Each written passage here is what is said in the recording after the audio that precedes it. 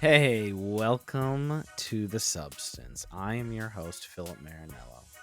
Very grateful for your patience. If you're a long-time listener, I know we took a little while off, a little hiatus. We had all these plans, but then everything fell on me and life was very busy. So I know we've talked about formats that we want for the future. Still hope that we can do that. But we're working towards that here. But if you're new to The Substance, we're a variety show where we look at topics related to goodness, truth, and beauty. We like to say that we engage the culture without the culture war. So, previous guests include folks like multi-hyphenate artist Propaganda, sword and pencil artist Josh Nadeau, Stephanie Stalvey. We also talk to academics, folks like Dr. Karen Swallow Pryor, and Film Spotting's Josh Larsen. We've got a lot of a wide variety of very wonderful folks. We got over 150 episodes. If you're newer, check it out. There's a lot of good stuff. More good stuff coming. I have plenty of stuff in the can. And as I get better at editing, or Lord willing, find an editor, if anybody knows an editor, hit me up. That would be wonderful to find a great one of those. But hopefully be getting more of this stuff out to you here. So this is probably a bit of a special drop just because we're a little bit off. So I wanted to put this out because this was a great conversation. Had Josh Tiessen back on the show. Longtime listeners may remember him. We had him about 3 years ago, back on episode 61 for his first large book, Streams in the Wasteland. It was a wonderful conversation. I believe we talk about that a little here. And even kind of how we got to even have a little input on this book and some influence perhaps. And this was a wonderful conversation. Josh is an immensely talented painter and artist. And his brother is an immensely talented musician as well. His brother, Zach. I haven't got to listen to the whole soundtrack yet, but just like Streams in the Wasteland, if you've listened to that, he also made a full soundtrack for this book, this set of art as an installation, and it's wonderful. So this was a great conversation. So I was so happy to have Josh back with us, talking to him, catching up over the last few years. So without further ado, enjoy my conversation with Josh Tiessen. Well, You're you said Eastern, and I was like, yeah, no, Eastern's 2 hours ahead. yeah, 2 hours. I'm like, yeah. Strange. Anyways, good Well, to here you are. You're back. It's all see right. you. Yeah. How have you been? Been all right. I just checked. I went back earlier today, actually, and listened to our previous conversation almost exactly 3 years ago. Yes. Yeah, it was around this time, wasn't it? Like It was. release, late I don't remember. It August. was either end of September or end of August, beginning of September, I think. Or maybe it was like mid Yeah. September. But yeah, it was almost exactly 3 years ago. I was like, wow, Yeah. guy's on a schedule there. Yeah, not planned. I think yeah, just with the timing of things. I mean, I do like to space out the books like a few years, so they're not like back to back every year. So I thought 3 hours. I mean, three years was the minimum time. Well, and I mean, and with the amount that you put into each thing too, it's not like you're cranking out like a mystery novel that you can put out one a year. It's like, okay, no, this takes a lot of time. Yes, yeah, exactly. Like I wouldn't be able to produce a new body of work every year. Yeah, they take a few years. So, and that's and I don't want to, I think, oversaturate people with new books all the time because they take a long time to produce too. I would imagine so. They look like it. So your last one, Streams in the Wasteland, was that your first one or no? Because I typed in your name and then Google sent me to like an eBay listing of another book that was Oh like, yeah, I guess, all your work up until then, maybe. yeah. So back in 2016, I came out with my first coffee table book, which a lot of my art collectors and followers had been sort of asking for a book, Sure. and it was more biographical, so covering like the first 10 years. It was called Josh Thiessen, A Decade of Inspiration, Yes, and so that was yeah, it. you probably found that. So that one was ages 11 to 21. So it was kind of like a neat decade Nice. of time. Was there a lot Yeah. more writing in that one too? Or I mean, 10 Yeah, years, you probably did a lot of work in that time. there was, yes, yeah. It was more of my story of growing up in Russia, and then this prodigy expert, this psychology professor from Ohio State University. She wrote the foreword for the book because when I was younger, that was more of a popular story that the media picked up on. But you could see the development of style and refinement, and then Streams in the Wasteland was my first like thematic body of work, Yeah. as kind of cohesive around a theme and narrative. When I saw the Streams in the Wasteland and this one, they look real great next to each other on the shelf. They've got the JTSG on the spine. Was Yeah, that did your first one like did you start a like a publishing wing, or is that just kind of like yeah. what you slap on a self-funded thing? How does that work? Yeah, so I had done some research about the difference between self-publishing and independent publishing, and looked into some fine art publishers, but uh, I found that they would have to, take kind of full control of the project creatively and for the text. And I felt that I had the capability and skills like to do the design and layout myself, and then conscript editors and copy editors to help with the text. And thought that independently publishing allowed me more freedom to do something um, that was very like high quality, high value Yeah, I product. haven't. So I was actually tempted to, and I may go back later and grab that first book. But yeah, Streams in the Wasteland and this new one, they're gorgeous books. thank you. I know, and a lot of mainstream publishers, they're all about bottom line, and Sure. so I had been in touch with, actually there was a an agent that contacted me, and we were kind of throwing around some ideas, but then at the end realized that okay, this is kind of like she saw the manuscript for this book, and she's like, this is a work of art what you put together.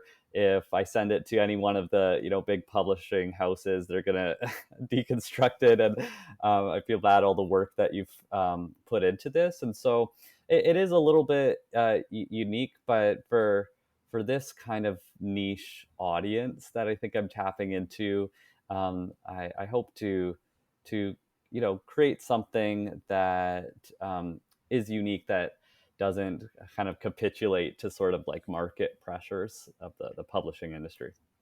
Sure. No, I mean, I would imagine if I was an agent, I'd be like, man, this guy's talented. Let's sign him up and sell some books. Like, so what have you? I mean, we can get into some of the nitty gritty of this actual book, but like from your first book that was 10 years, that's art and biographical. Then the last time we had you on for Streams in the Wasteland, you did your first like thematic, like this is of a piece, and now your second kind of what have been some of the big overarching lessons, particularly with Streams in the Wasteland and this one, just of like not just the art, but like the whole thing.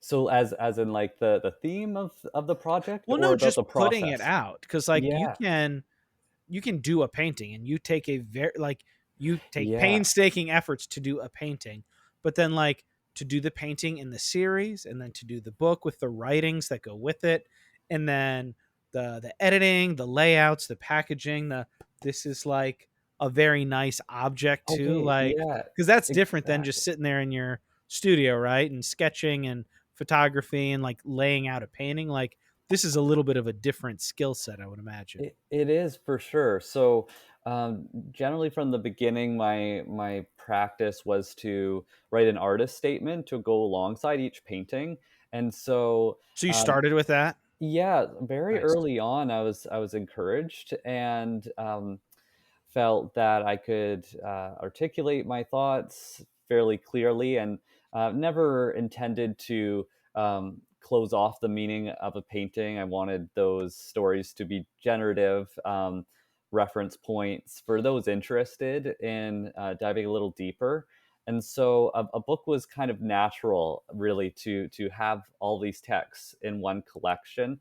And I find I love going to art galleries and seeing exhibitions, but oftentimes you don't have the time to really take in all of like the uh, wall text and the labels. And Sure. it's a different experience, I think, when you're taking in art in like an art monograph format. And so I really approached these books that I've published as works of art in themselves. The layout and design is very satisfying. This new book is about 150 pages, all full color, and also what's unique about these last two projects, and which is why the independent publishing works well, is that it's a collaborative effort with my brother Zach Tiessen, who's a composer and Well, has yeah, no, I was produced definitely gonna soundtrack. get to him. Very Yeah, I need to spend more time with this one, but, yeah, no, he's also immensely talented. yeah. So that's also something that we've been able to collaborate. People can listen to the soundtrack while they're flipping through the art and reading the stories. So I was gonna ask about Zach, with the music, the first one, you included the CD, but here there's the QR code and you can stream it online. Is that a economical choice, or what did you guys learn from the music the first time? Like, how did that go for you? Yes. Yes. So we still have the CD option, but because a lot of times people don't have CD players Not a lot of anymore, CD listeners, yeah. even the new cars don't make with CD players anymore. We have the option where people can stream it on Spotify, Apple Music, YouTube.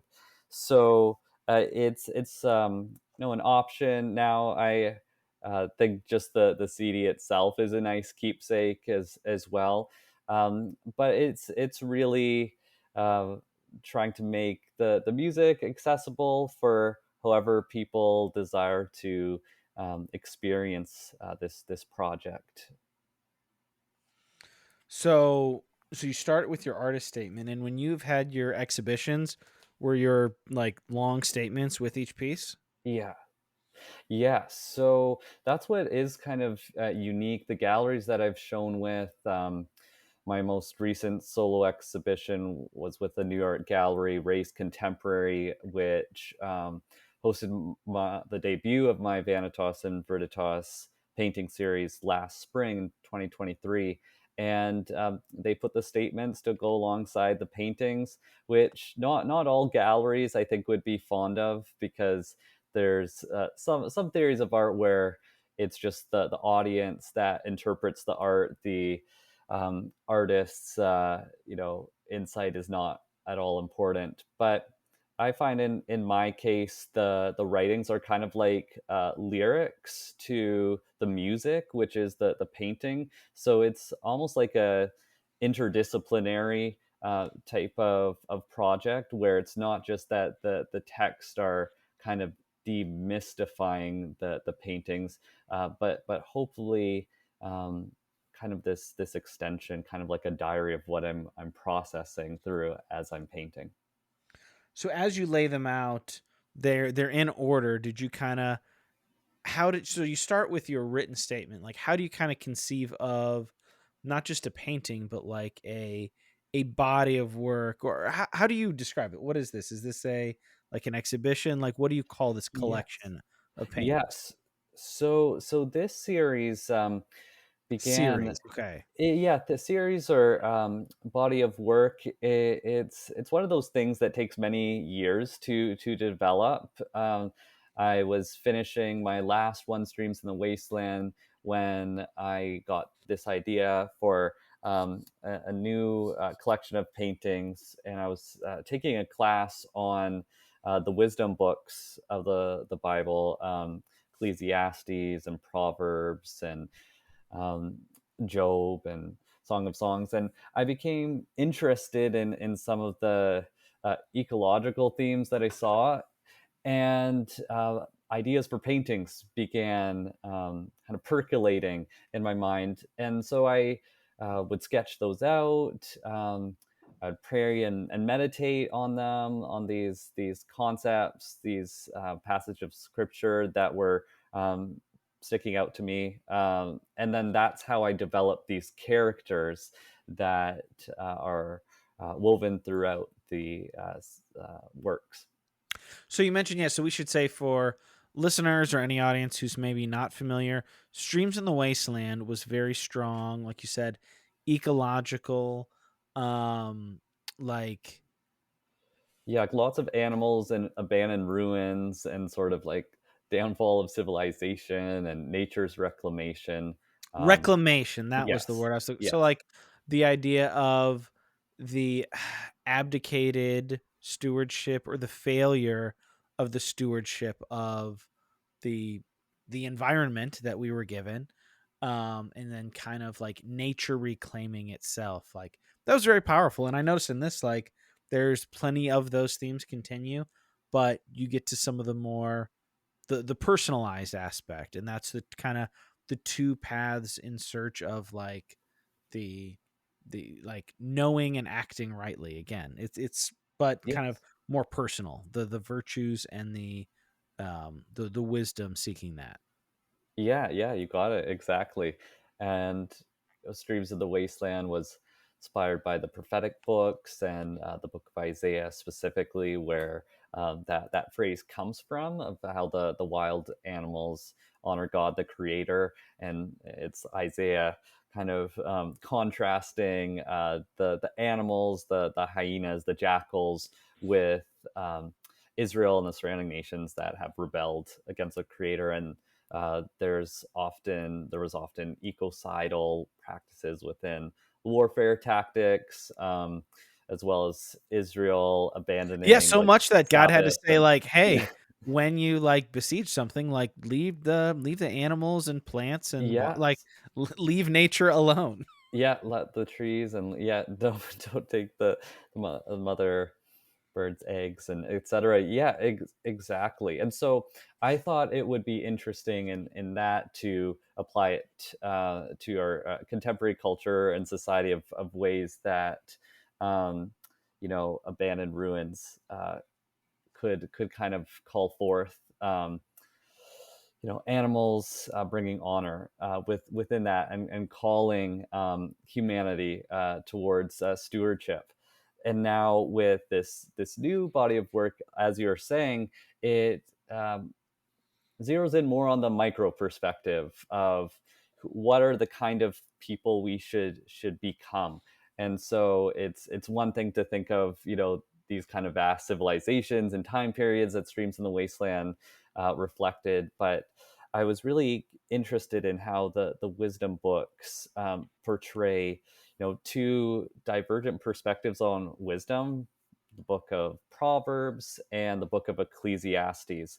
And that's where you get the vanity, vanitas from Ecclesiastes, and Viriditas, which is this Latin term for holy greening power. And you see a lot of that natural imagery in the book of Proverbs of flourishing if we fear the Lord and pursue wisdom.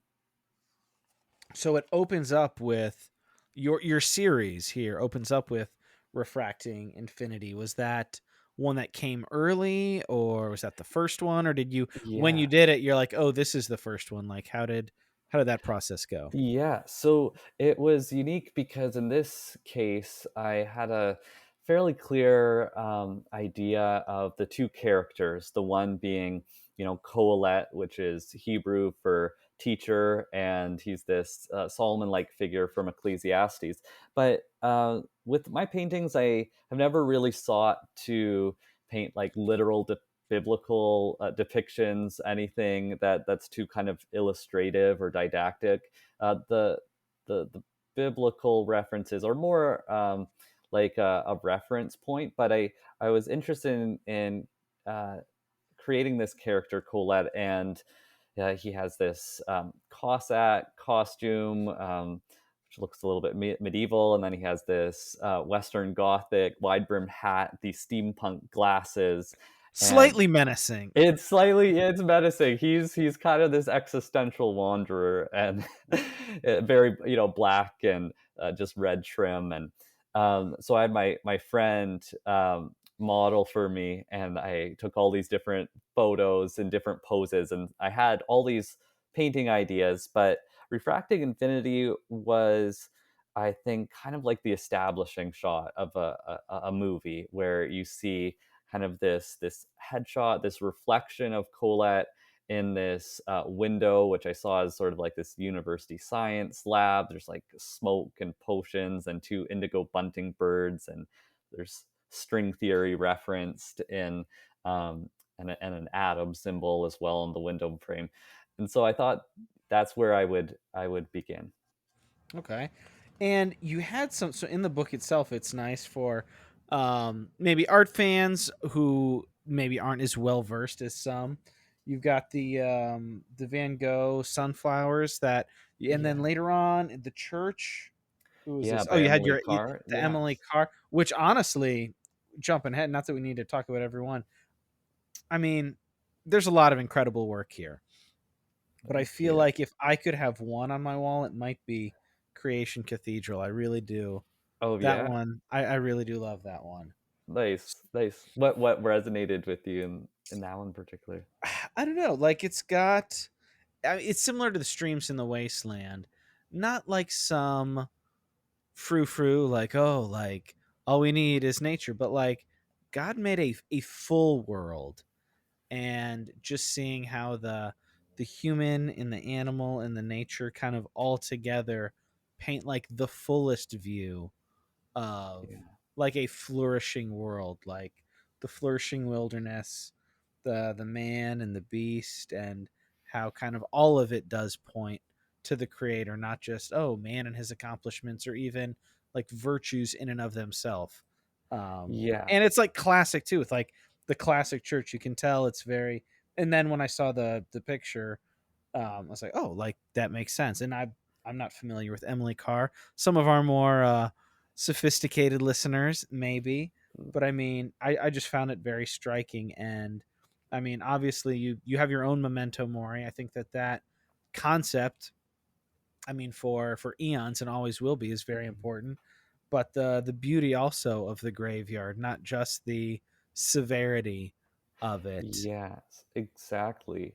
And for me, what I found fascinating is that studying art history, there's the whole genre of painting called Vanitas, still lifes of the Dutch And they're golden age gorgeous, of yeah. painting. And these are incredible paintings from the 17th century, and I included one of them in the book. But they often feature a bouquet of flowers, and usually like items of wealth and prosperity. But then there's usually a skull, there's usually a moth or candles that have been blown out, and it's to remind you that life is fleeting. And that's very much the message of Ecclesiastes.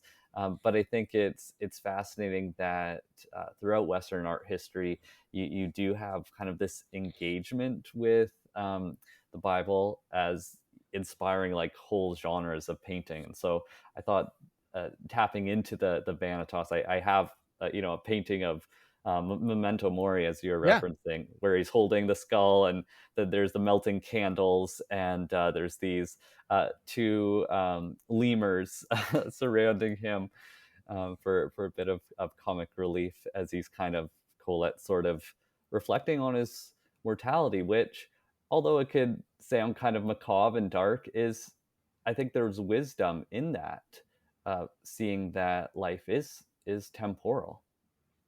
Well, since you brought up Memento Mori, I do want to go back to one other thing. But so why Yeah. lemurs?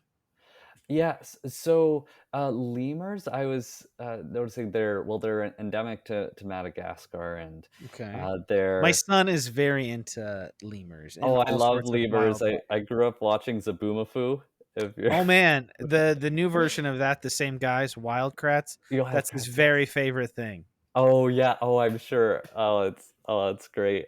I love lemurs. I think, well, I know in Madagascar, like they, legends, kind of see them as ghosts of the forests, and with Interesting. their haunting kind of calls, and I think what's interesting, like just including the lemurs in that scene, I felt that even these like intelligent creatures, they don't contemplate our mortality like we humans do. I mean, to the best of our knowledge, some animals, experience grief and mourning, but sort of like these big existential questions. And Soren Kierkegaard talks about how even within our despair, at times we feel like we can't even connect with the natural world because these big questions are not pondered in the same way. And so Colette, in a lot of the paintings, you'll see sort of a disconnect between himself and the natural world, whereas Sophia is very much like guiding him towards creation, which you see in the final painting, Alpha and Omega. Oh, very much. Well, I will. I'll be happy to tell my boys tomorrow that the lemurs were directly inspired by Zabumafu. Now Yes, we go back and watch that as well. That is very popular in our awesome. house. I was also going to ask you on the refracting infinity, the blue smoke at the bottom. Like, had you done something like that before? Like, your I work is well don't. renowned for a lot of reasons, but like that blue smoke was like, how do you do that? Like that. That's wild. That was challenging because it's, like, semi-transparent in parts and more opaque, and so trying to create sort of body and movement, it's, one of those things you have to paint in layers, and, I I'm fascinated with painting, Yeah. mist and dust and smoke. I mean, like, also with that, a little interesting fact is that so the word translated in the book of Ecclesiastes for vanity or meaninglessness, like Hmm. the word hevel in Sure. Hebrew translates to vapor or Yeah. smoke. And so that's why I have that motif of smoke throughout the Vanitas paintings.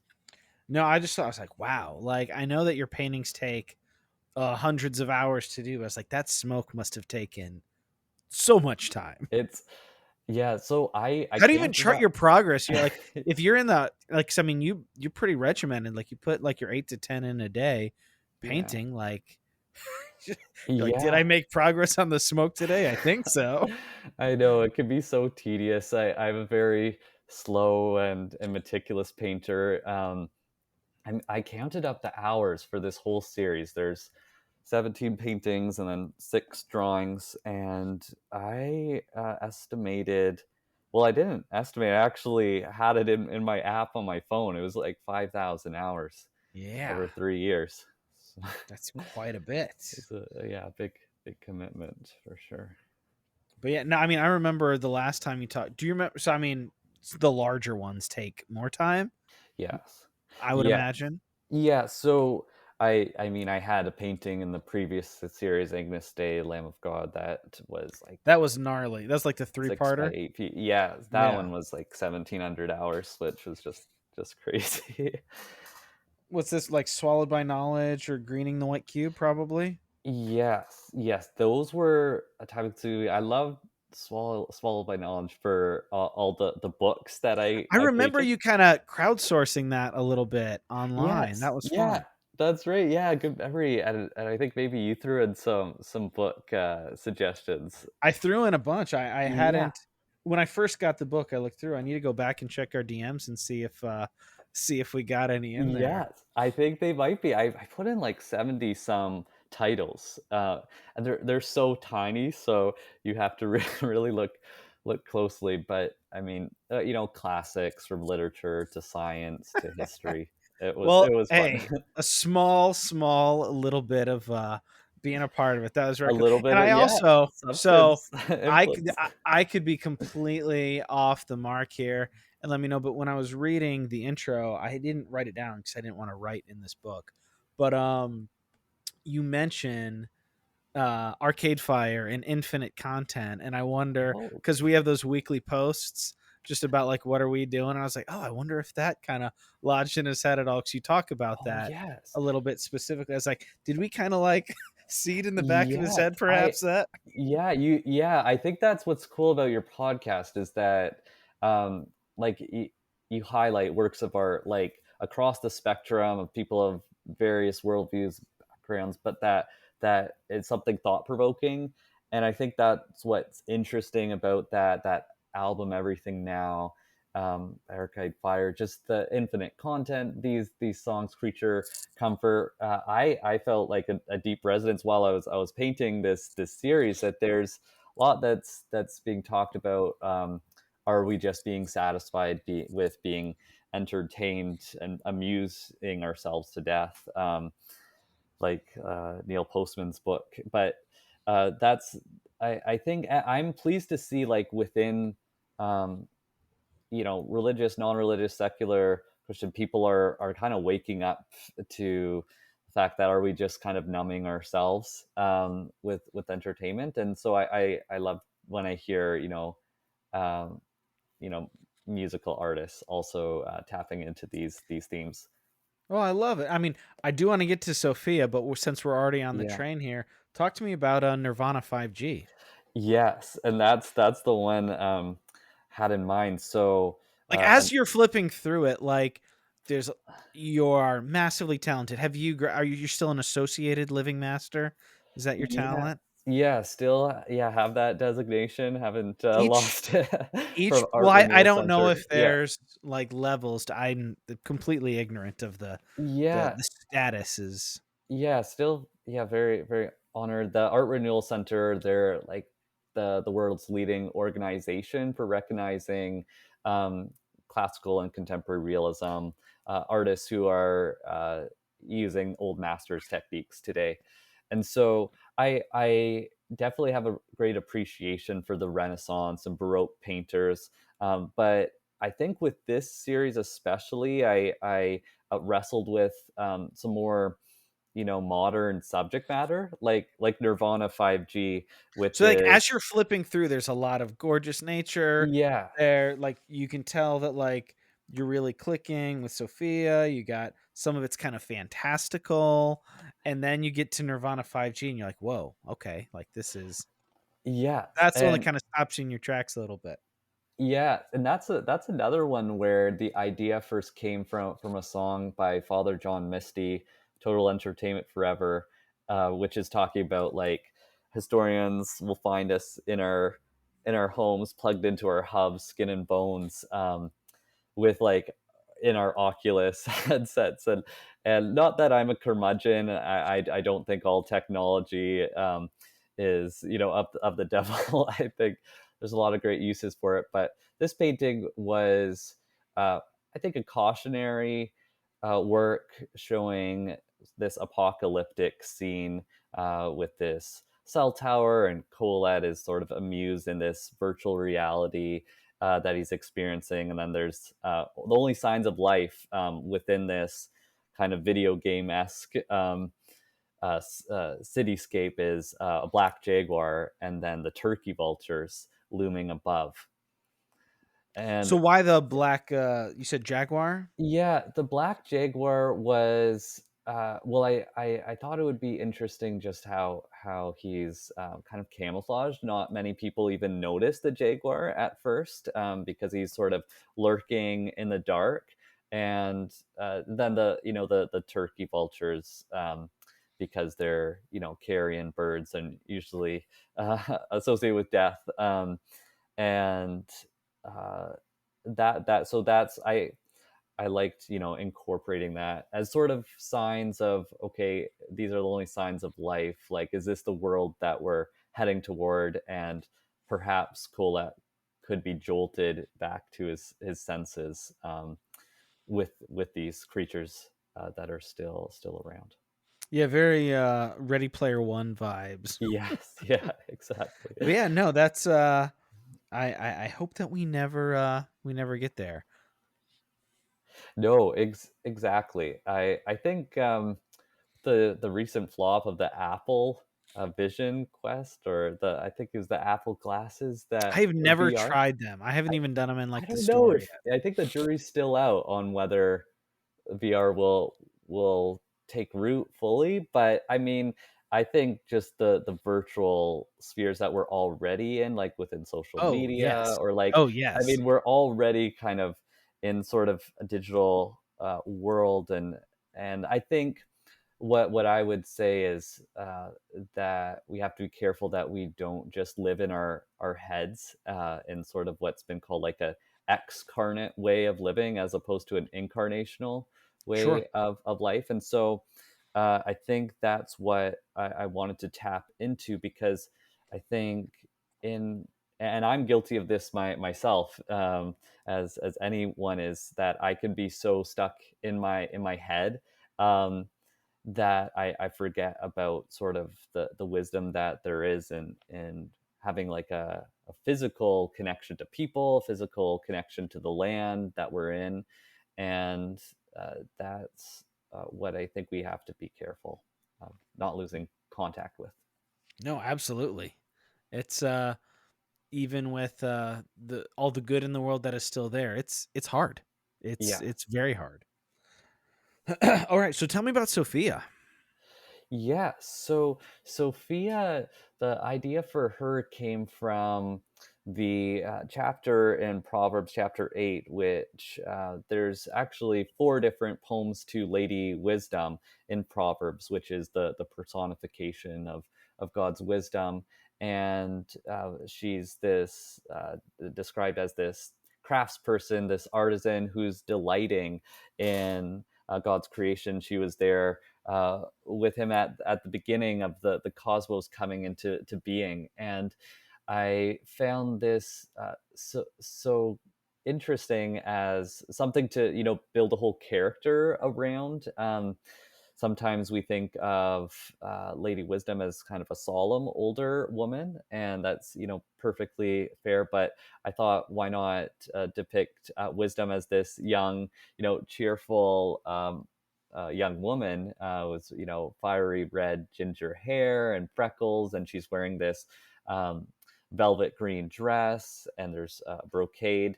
And I was really interested in also this German abbess, Benedictine abbess Hildegard of Bingen, and so that also informed the character. But she really reflects these uh, virtues of humility and wonder and awe that I found throughout the book of Proverbs and wanted to depict. And I also appreciated in your intro when you were kind of laying out the philosophy, like at the beginning of the book, not in your little blurbs for each one.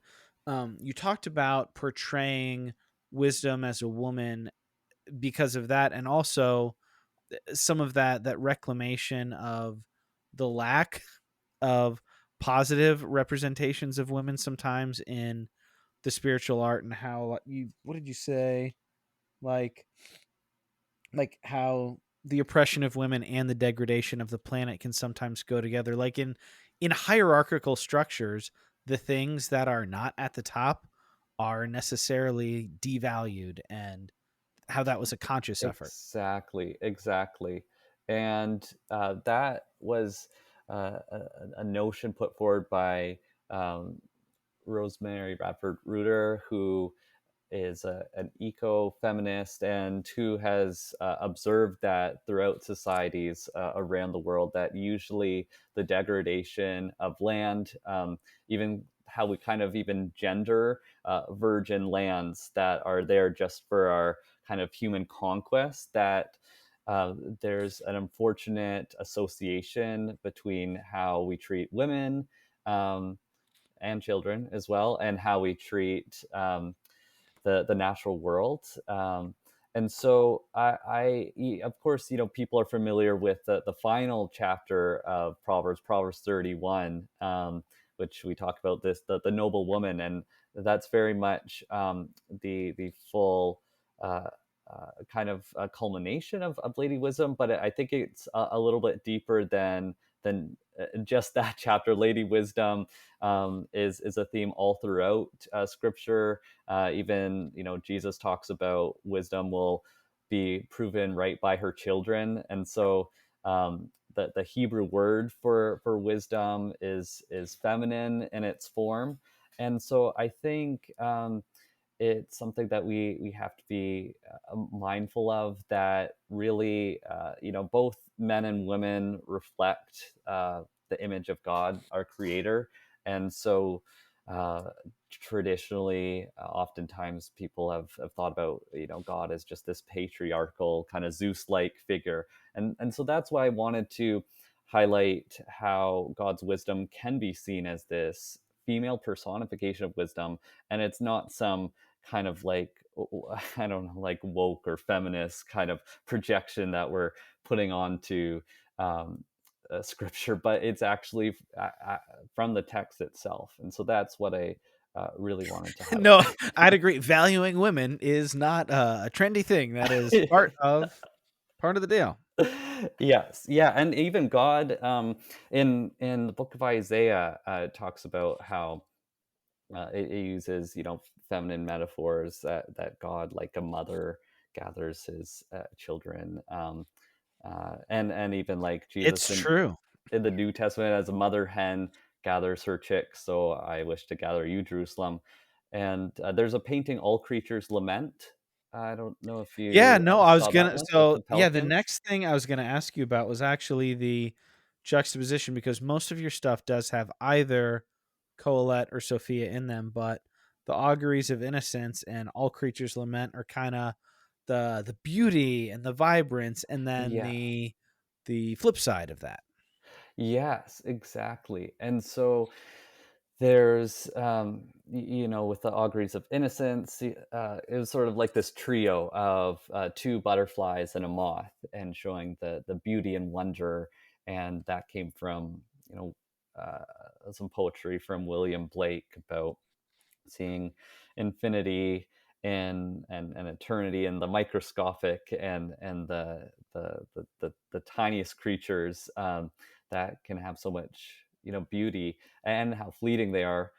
So those reflect kind of the themes of Sophia, the Viriditas, and then also all creatures lament reflects, it was very much like a Vanitas painting showing this dying mother pelican with her chicks, and there's an oil spill in the background, and the pelican is caught in a fishing net and line. And so it's definitely an unpleasant painting, not the most cheery, but it's a lament work, I would say. And I mean, we've talked about that on the show so much lately that a lot of vital and great work that is coming out now has a very strong element of lament in there.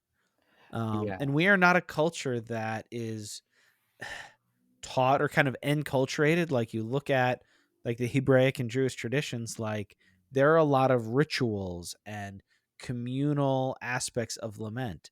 But in the modern West, like yeah, there's not a whole lot. There's vice and addiction and depression.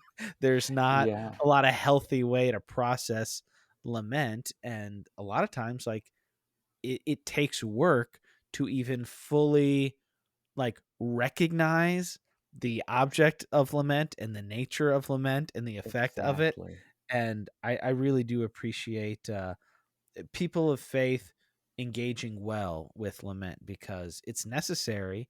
And I feel like a lot of people of faith kind of have to look to other places to kind of process that, because a lot of the Western faith traditions don't really have a lot of strong common resources. Yes, exactly, and that's why I, appreciate the Jewish tradition with the Psalms, because there's an incredible amount of them that are Psalms of lament, and I Oh, hope. I just flipped. So this is one too that you've got the St. Bartholomew's. Was Oh that a little bit of yes, yeah, yeah. I was gonna inspiration? mention that. So like pelicans.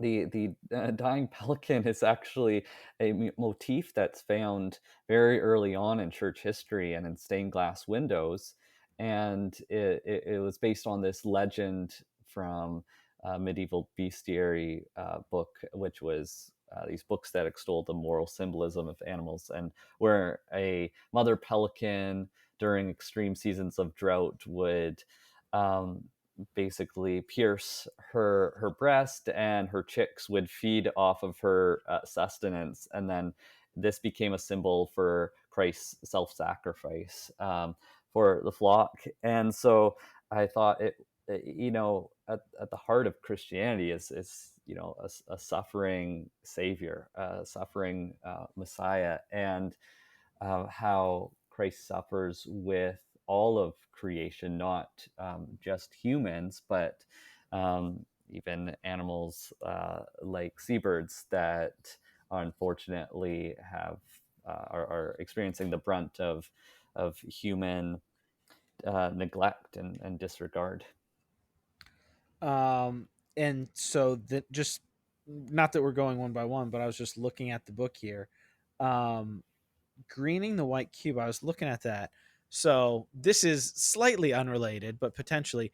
Are you? Because I know we talked last time. You do try to, while you are busy, very focused on your work, you do try to take in other things for inspiration and appreciation. Have you ever seen the, I don't know, what is it, 2005, 6, 7 film, Children of Men? Are you familiar with that?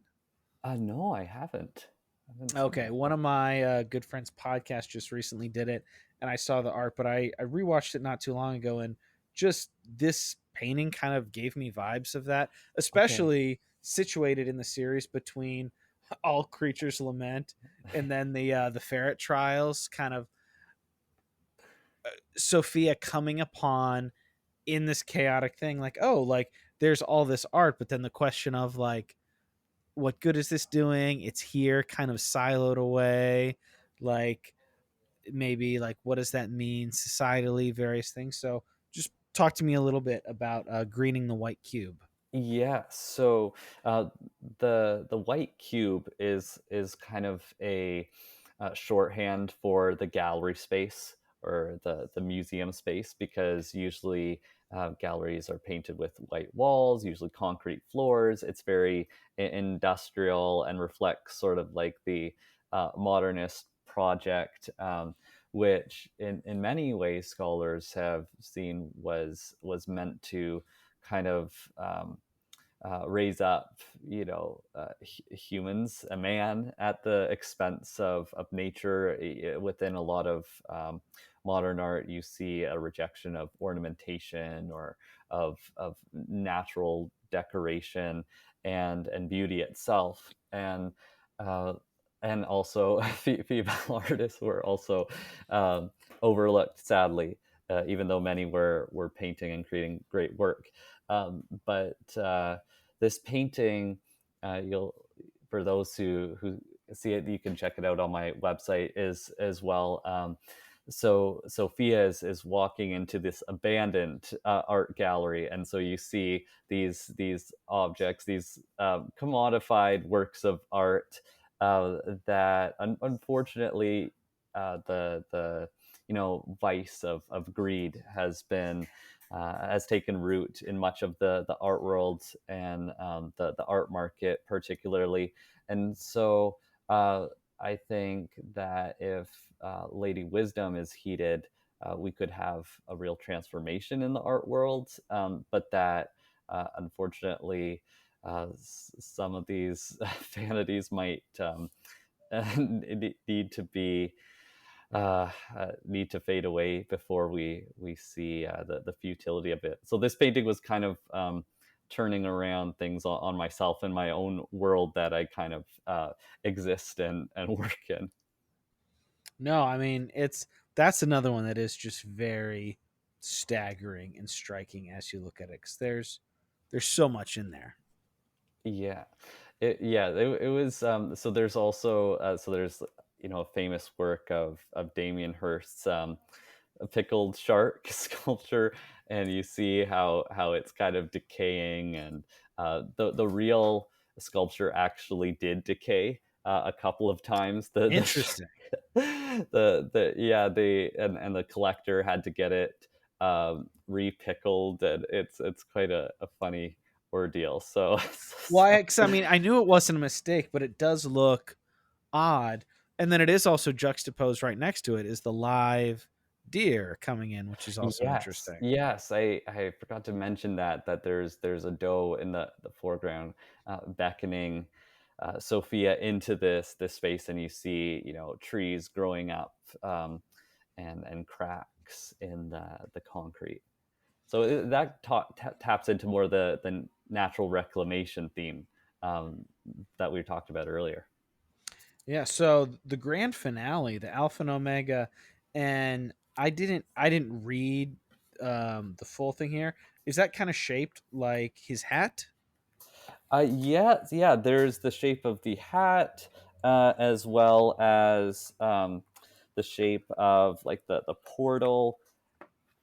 Each yes, that's one thing I mentioned. So all of these paintings are shaped, and so they Oh yeah, reflect. we haven't said that. And Yeah, listeners, it's been 3 years, and maybe you didn't go back and re-listen. All of these paintings are very uniquely shaped, and that kind of goes along kind of with their presentation and power.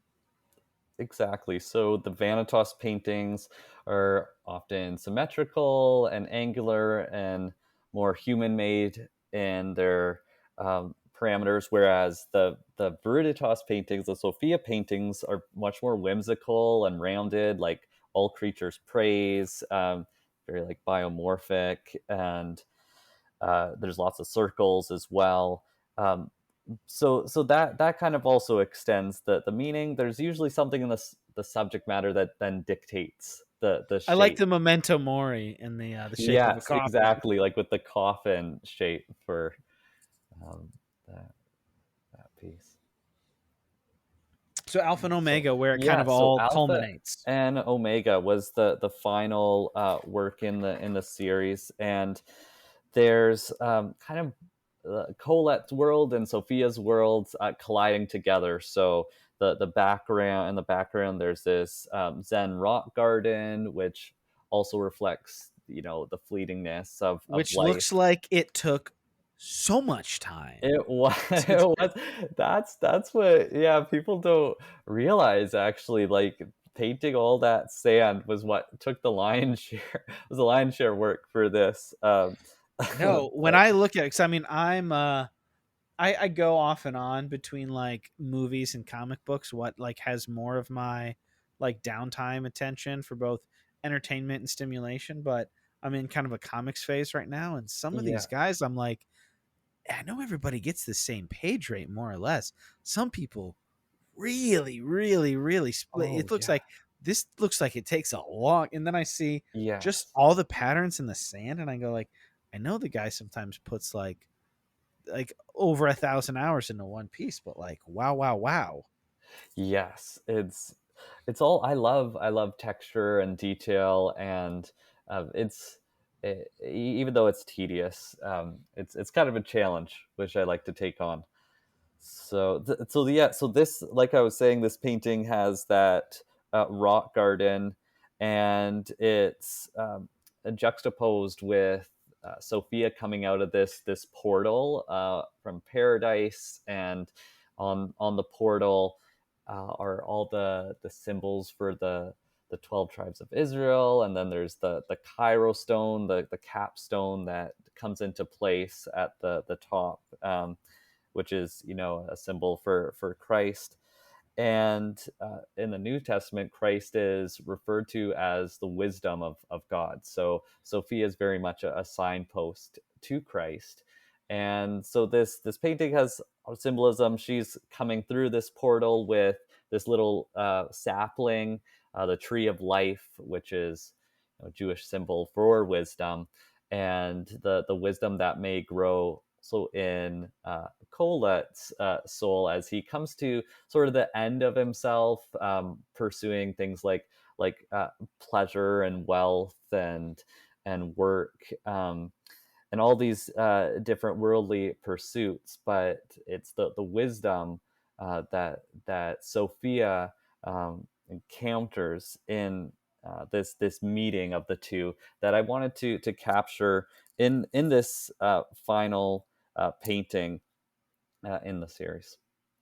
So, I mean, I some of this I picked up on, but I was wondering if you want to be so direct, what is the significance of the moth and the Cairo together Oh there? yes, yes. So the moth, which Was goes often a with symbol of death, but it looks like life. I figured it yeah. had to do with like life and death. It's like a crucifix symbol with this moth sort of in a cruciform shape with its long tails crisscrossed, and so that was from the Auguries of Innocence trio. Mhm. This yellow moth, and I And think your really nice little yeah. bookmark Oh, on the that you bookmark included. too. Yeah, I think it's unfortunate how moths kind of get a bad rap in general. I They mean, honestly, I think a lot of it was probably because of the, wonderfully executed but very dark Silence of the Lambs. I feel Oh, like that yes.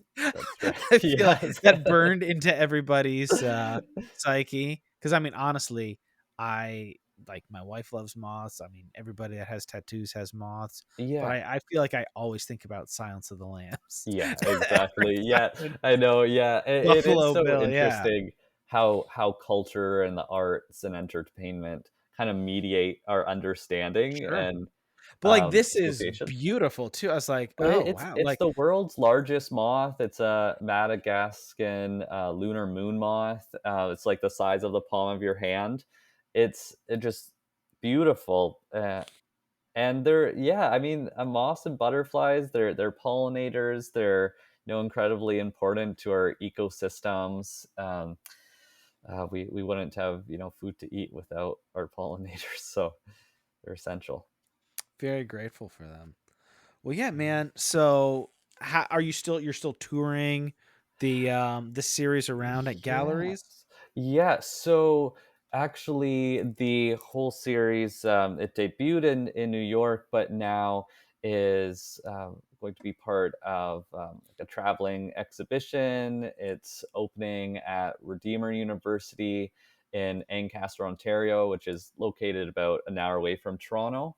So that show opens this fall, and it's going to also coincide with the launch of the book and the CD soundtrack. So I'm looking forward to people getting a chance to seeing the paintings in person, and thankful to collectors who let me borrow them back to be shown again. So you've sold some or all of Yeah, them? yeah. Some of them have sold, and which I'm always grateful for collectors who I can have a good relationship, good Well, enough a I hope relationship you are getting, yeah, that they let me well borrow them. remunerated for your time on Yeah, these.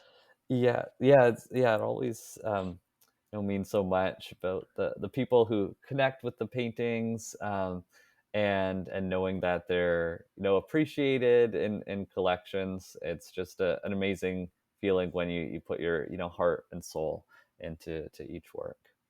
So are you traveling? Do you pop over for, like, when a new gallery gets them? Do you go to some or all? How's that working for you? Yeah, so this year, the paintings were shown actually closer to home. So I had a show at the University of Toronto at Wycliffe College, and that was something I could attend. And then this show coming up at Redeemer University is also one. Yeah, I've been very fortunate that also I live not too far away from New York, and so was able to go to the opening last year. So as much as I can, sometimes when paintings get shipped far away, I realize I might have to say goodbye to that one for forever. But for the most part, it's nice to see these paintings again from time to time. So you mentioned the book. Um, how was it, like, kickstarted or something? Not quite that, but Yes, crowdfunded. Some people got theirs, but then it will be on sale for the general public. That's right. So Okay. it was crowdfunded through generous backers and sponsors, and then I was able to have the funds to produce it, and also my brother was able to record his compositions with the Budapest Scoring Orchestra in Hungary, and then I was able to conscript various editors, and also the introduction was written by Natasha Gorel, who is the I was gonna fine say arts. congrats on that as well. I mean, I know Thank last time you had an impressive one, but like that's got to be very gratifying when you put so much work into it. You put it out. You got some great pull quotes from a number of people who are very impressive that I knew, and then a lot of people who I looked up and I was like, oh wow, like nice work, Josh. Oh, I mean, it blew me away, like, people I've, respected for years, like Makoto Fujimura One and of the handful that I yeah, knew who it was, and I was like, oh, yes, of course, like yeah, great work. I actually got to meet him last year when he had an exhibition at Redeemer University, with, and he was speaking and receiving the Kuiper Prize, and so, it's been very nice that we've kind of kept up a relationship. Love that. Would love to talk to him one day. I've reached out a handful of times, but sometimes with folks like that, it's you gotta get them in the window of when they're Yes. talking about something they're doing because they are very busy. Yes, he's in demand for sure. Um, So I can put links in the yeah. show notes if listeners. I mean, obviously, I'll put your socials because you put a lot of stuff up there. But if somebody's like, "Hey, I want to follow," I want to maybe check out the book, check out your galleries. Where would I send people? Yes. Yeah, so you can send them to my website at joshtiessen.com, Tiessen.com, and the book will also be available on Amazon when it Oh releases wow, okay. September 12th. And a portion of the sales, 10%, will be going towards conservation organization, Arasha, and that's just a small way of kind of giving back. And so people who purchase the book can know that they're also supporting a good cause. Even if they purchase it on Amazon, Yes, yeah. that's So fantastic. because I Oh, is yeah that because you controlled the publishing? yes, exactly. Yeah. Love that. Excellent. So, Josh, appreciate your time here. Before we let you go, would love to hear what you've been doing lately when you haven't been painting. So, reading, watching, listening to maybe other artists' work you'd like to promote. But Yeah. what has been enriching your life lately? So I would say for sure my spiritual life.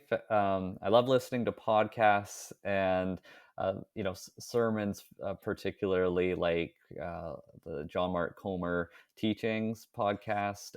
I've read almost every book he's written. I love just his presentation of spiritual formation. So that's been personally very enriching.